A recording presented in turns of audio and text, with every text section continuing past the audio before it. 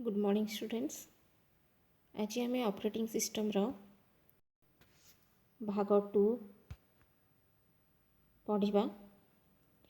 पूर्व क्लास रे आम ऑपरेटिंग सिस्टम विषय पढ़ी जहाँ ऑपरेटिंग सिस्टम रो कार्य, ऑपरेटिंग सिस्टम कौन पाई तैयारी करा जायछि, ऑपरेटिंग सिस्टम क्या कहे जाए से विषय में जानिले।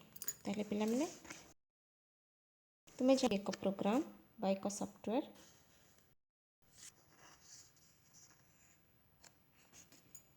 जो थे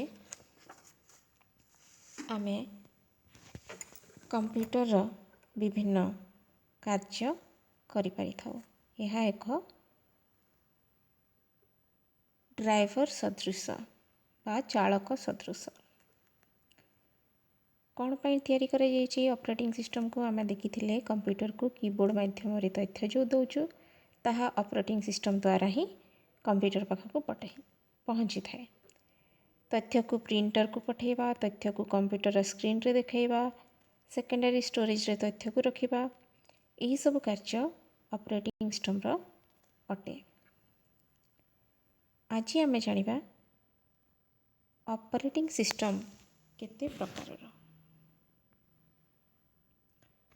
ऑपरेटिंग सिस्टम रो प्रकार पिला माने ऑपरेटिंग सिस्टम विभिन्न प्रकार रो अछि जहा हैला सिंगल यूजर ऑपरेटिंग सिस्टम।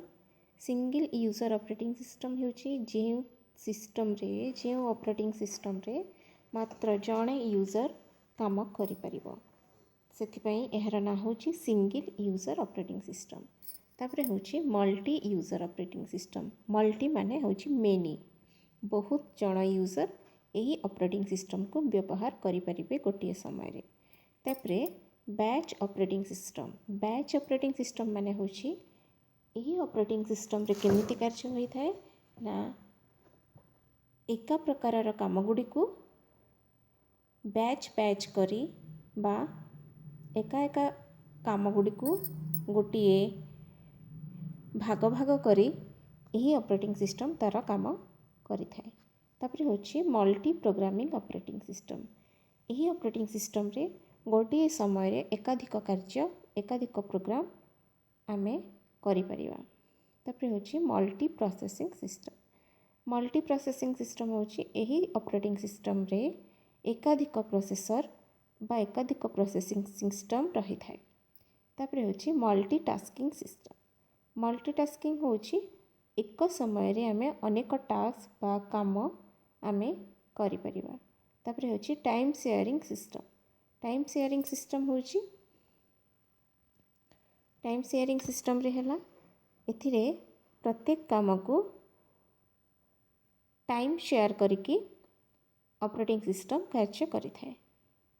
तापरे हला real time operating system, networking system एवं डिस्ट्रीब्यूटर ऑपरेटिंग सिस्टम।